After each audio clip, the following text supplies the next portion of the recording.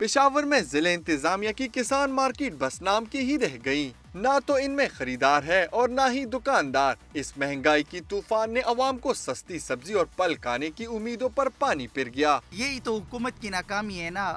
अगर हम देखें कि हर एक चीज़ में हुकूमत तो टांग अड़ाती है, लेकिन असल में हुकूमत को होना चाहिए कि इसको एक कंप्लीट प्रॉपर चैनल से आ जाए इस चीज़ पर, ताकि आवाम को रिलीफ तो क्विक रिलीफ मिल जाए ना। एक तरफ किसान मार्केट में वीरानी के ढेरे हैं तो दूसरी तरफ सब्जियों की कीमतें भी आसमान से बातें करने लगी। टमाटर 240, अदरक 400 और प्याज 90 रुपए किलो में फरोख्त हो रहे हैं। तो हुकूमत को चाहिए कि इनके लिए इनको कोई सब्सिडी दे, इनको कोई रिलीफ दे, इनको कुछ पैकेज दे, तो ये गरीब बैठेंगे। ये तो एक ही रेट पे लेके आते हैं आम दुकानदार, और ये दुकानदार एक ही रेट पे आड़ती से लेके आते हैं, फिर कहाँ से ये सस्ते बेचेंगे यार। लोग इसलिए वहाँ पर जा रहे हैं, वहाँ पर मार्केट है, क्योंकि वहाँ पर हर चीज़ मिल रहा है। इधर क्या चीज़ है?